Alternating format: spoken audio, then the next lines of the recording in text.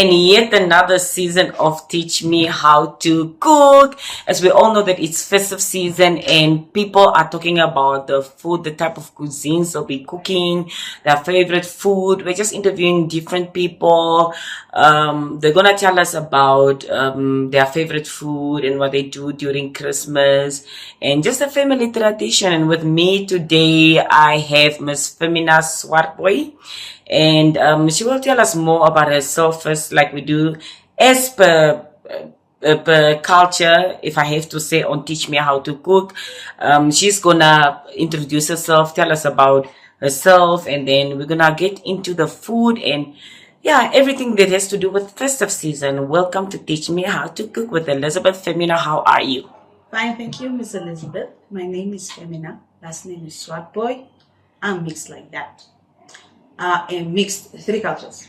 So I am Herero, Nama, Banja, just like the surname.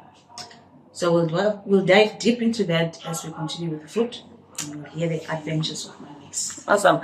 Ms. Femina, what is, if I may ask, just a short description or must I say biography about yourself? We want to know this, Femina, because when we see you in the streets, we just don't want to talk about your food only, but we want to know that, okay, this Femina that mentioned these different types of cultures or cuisines, she is this and this and that. So who is Femina? When we eat from your house or from your village, we want to know who Femina is.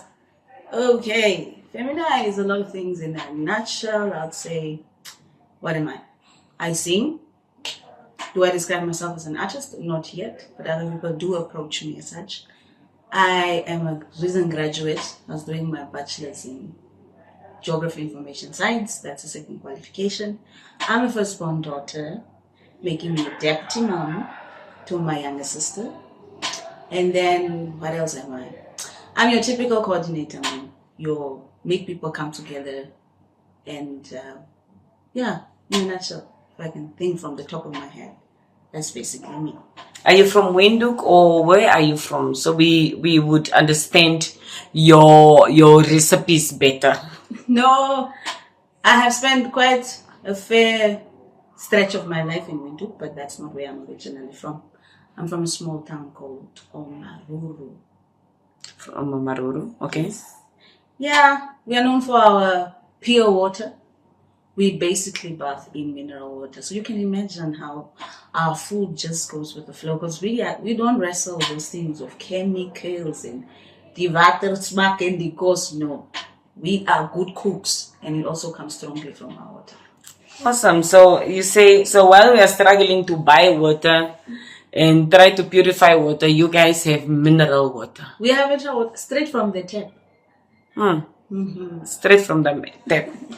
So, Femina, before we talk about the food and the cooking, can you just explain a little bit more about your family tradition and culture?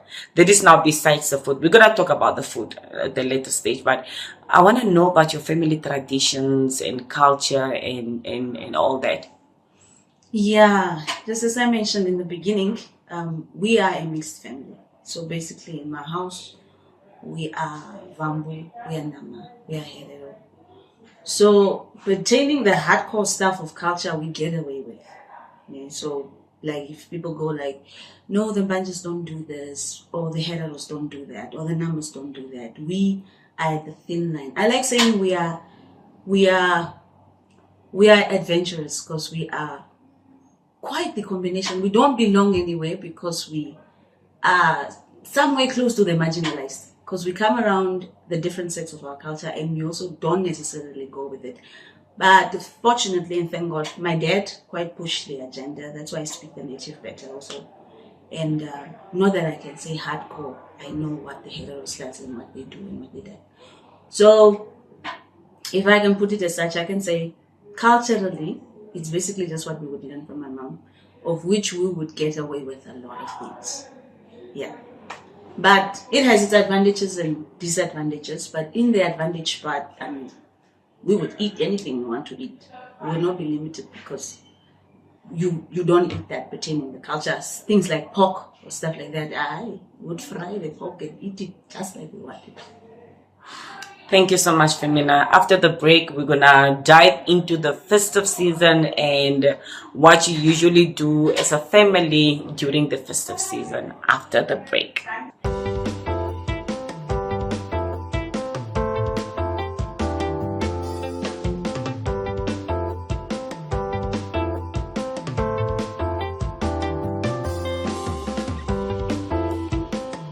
And we are back. Still sitting with us is Femina.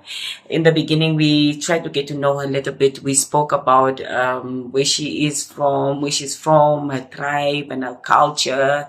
And now, since it's festive season and it's teach me how to cook, versus teach me how to cook, we want to know more about the Christmas traditions. You know, growing up, we had different traditions according to different cultures.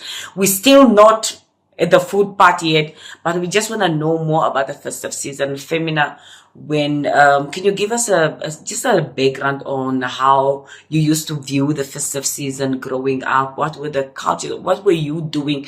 I know I do understand that you are from you are mixed with 3 different cultures or tribes, but which one which culture, which tradition did you celebrate the most growing up? And yeah. Thank you once again.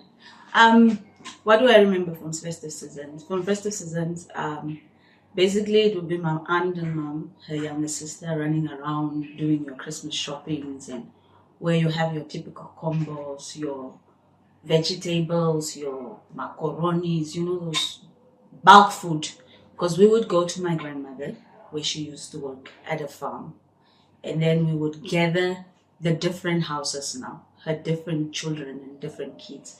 And by the time my mom and her younger sister are bringing down these things, or mostly which would be my aunt bringing them down to the farm where we were, because we would go to a farm, because my grandmother worked on a farm.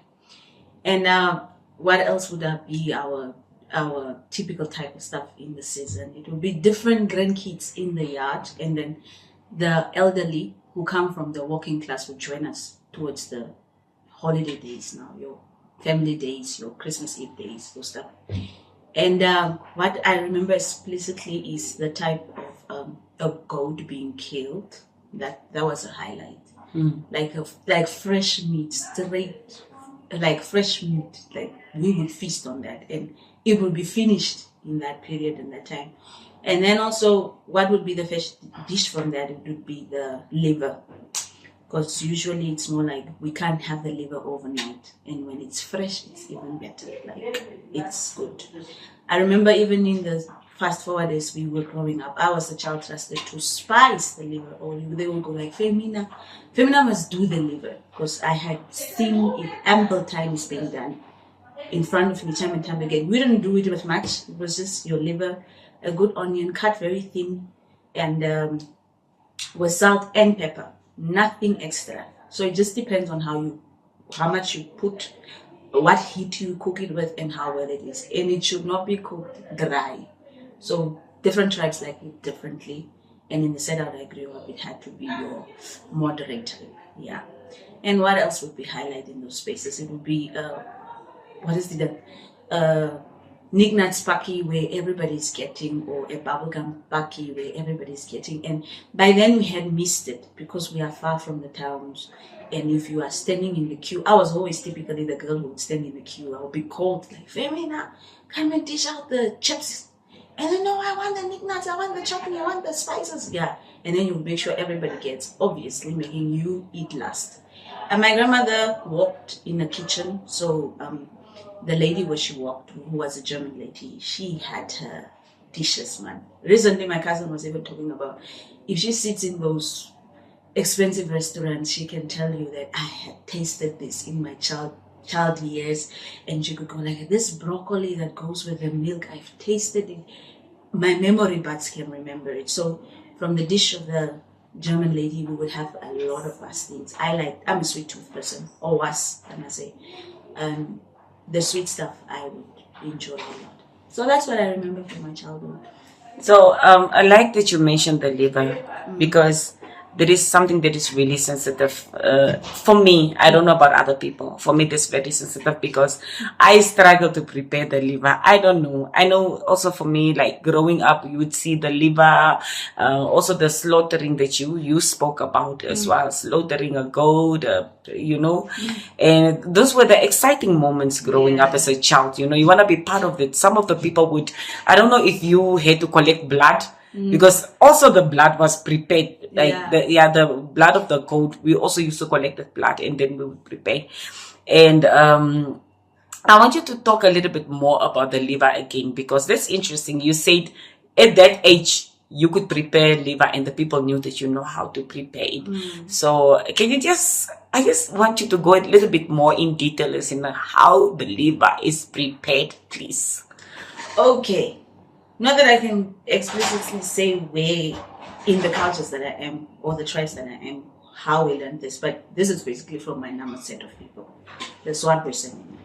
So you would have to cut it in it should be a certain thin or certain thick. And then you would have to cut it through also likewise. And then you spice it beforehand. So you spice the salt and pepper already. You leave it to marinate.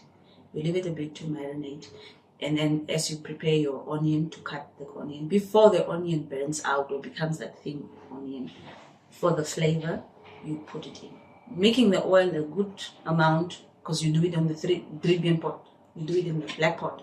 Okay. So you're also not using too much wood, so you are just cooking on the coals, just the coals, like that's how pro you are. And it's also just on the side of the fire space, not necessarily in the middle and stuff like that. So, and then you put in, because the heat of the pot by then already is doing the wonders, sorry. And then you cook the liver. You turn it at a certain time. You are using a fork in the time.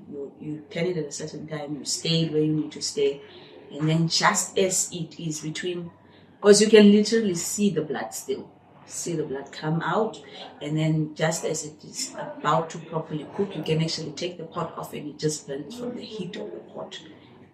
And then doing that liver, the liver was literally like your voorgerecht. It was not your main dish for people. People also just knew, somebody's preparing liver, and everybody would come and receive the liver. It was not your type of now we are dining, we are eating. It was in the attitude of we can't keep it long. And also in the same way, it's an exciting thing. I don't know. It's just, I don't know. People are so honored to be served the liver, especially the male in our set house. If you prepare the liver and give it to the male, you're like, you have honored them. So that was the liver. While we are in the stomach stuff. While we're in the stomach stuff, we would also do the intestines. So when you're doing the intestines, you are cleaning the matangara, and you want to do that fast. You don't want to do it later in the day or have it slip over, because then it becomes bad. So that was more the child thing to do. And one aunt, or especially my uncle, he is an explicit chef till today. He's the type of male who can bake on the fire. I can't compete with him. I'll allow him shine in his spaces. So then we would have to prepare that, and then we will have to cook it also as fast as possible. And that was also only eaten by children, or probably somebody who wants to be reminded of their childhood memory.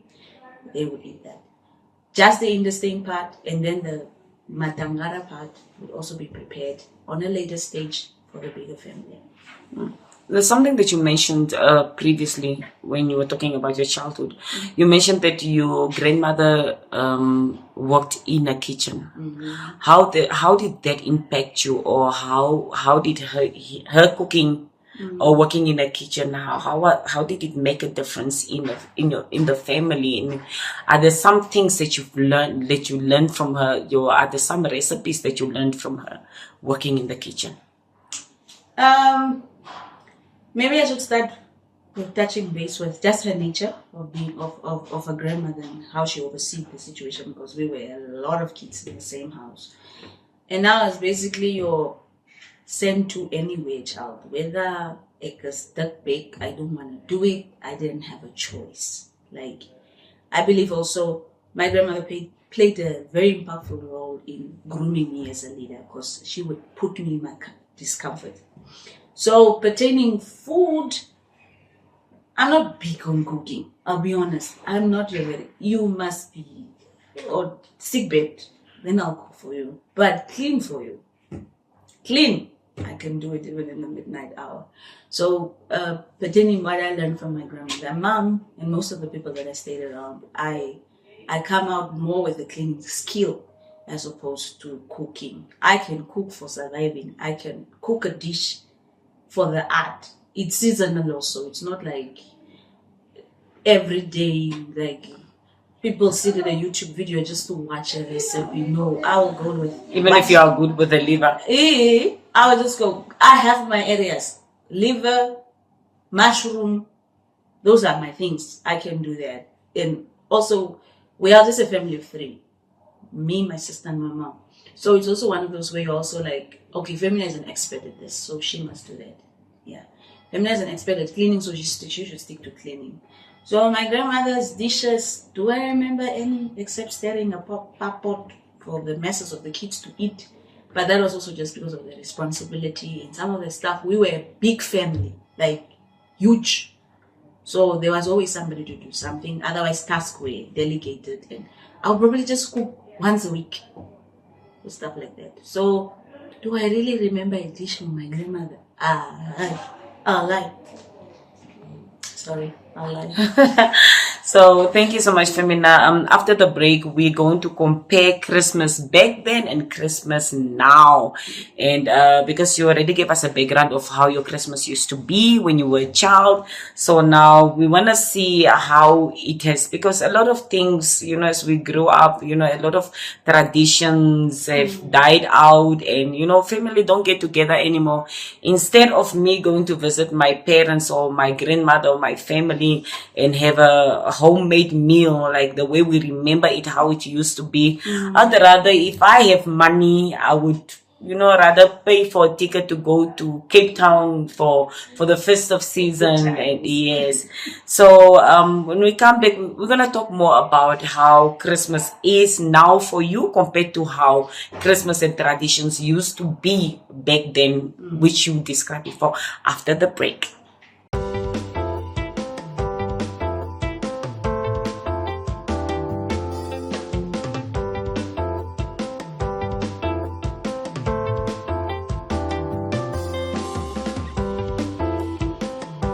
And we are back. Before the break, like we mentioned that we discussed about how Christmas used to be back then. Femina told us about how she prepares the liver, which I was really interested in, because the liver is a struggle for many people. It seems like it's the easiest recipe, but not for everyone. So Femina, you mentioned a few things about how Christmas used to be when you were a child. We want to know how things have changed from back then to now. How is the Christmas traditions now? How are the preparations of food now?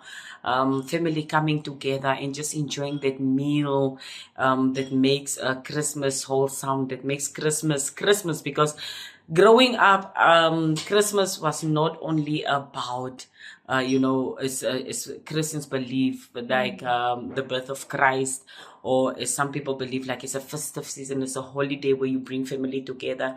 But the one thing that really stood out when it came to Christmas was mostly the food and the cooking, which you mentioned also being a child. So we want to know, how has things changed for you and even society in general? At large. Thank you so much. Okay, comparing Christmas from being a child compared to now that I'm an adult, Christmas was more we would assemble, and then, like I mentioned, we would go to my grandmother's. We worked on a farm, and kids would have the opportunity to do where everybody gets a verse, and we sit under a tree, and they learn these verses, like they need to say it by heart or from their brain as opposed to reading. So kids would be prepared like that. And there would be this tendency of concluding it with a seller, of which everybody will do it together.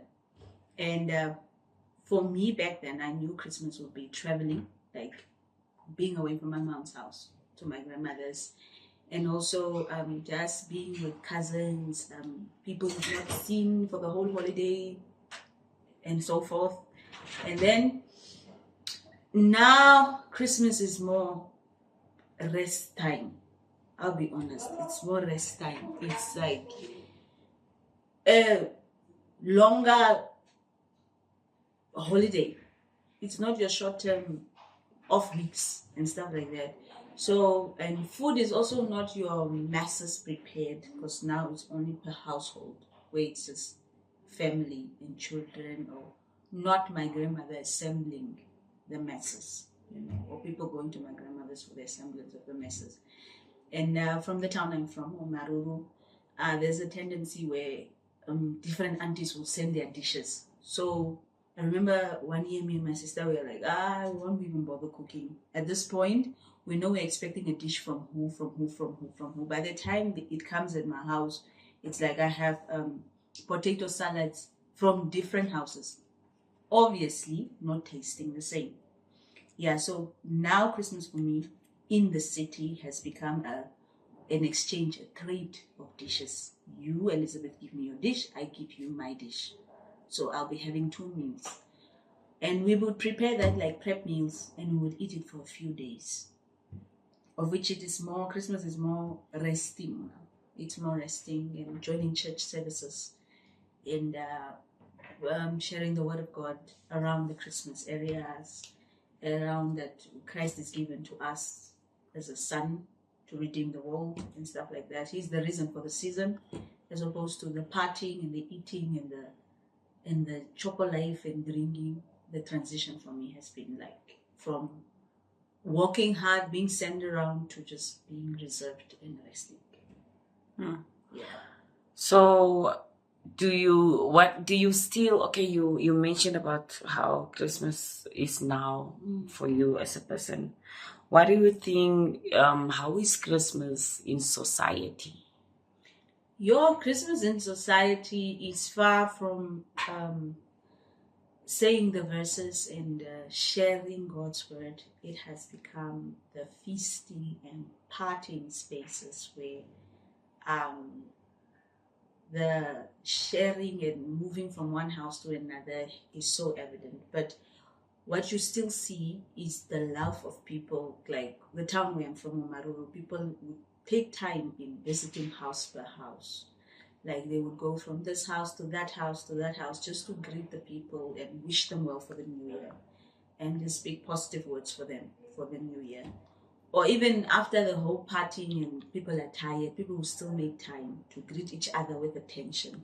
And just, when life is busy, or towards the end of the year, your typical end of year function, people are in a motion to move, and the greeting is not intentional. But during the Christmas festive times, I'm looking at you in your eyes to ask you how you are and how you've been, or what is exciting for next year. That's, I think, one of the explicit things that stand out for me from the town I'm from, or Maruru. But during the time, you hear the loud music, you hear the big boxes out in the street, and people are enjoying life. Yes.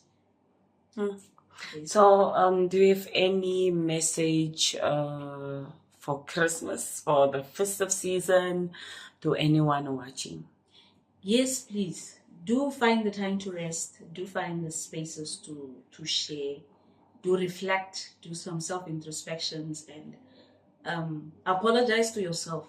Because so most of the time we emphasize on making peace in these times. People are very intentional in these times in making peace. If we had a dispute earlier in the year, we take this time to sort those stuff out and stuff like that. But I want to be intentional in telling somebody out there to please just apologize to yourself. Look at yourself in the mirror and speak to that person you felt like, I could have done better with that research, or I could have done better with my filing at work, or I could have done better in what spaces. And just tell yourself, man, girl, you can do better next year. I'm proud of you. In your slacking, in your limping, what you did to this point is excellent. And we are learning from our mistakes.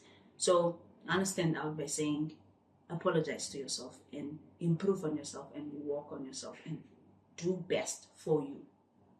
Thank you so much, Femina. It was really nice having you, and I'm sure I'm gonna learn from those recipes, and I hope families get together and get to enjoy, a meal together. And this was Teach Me How to Cook. My guest today was a Femina Swart Boy.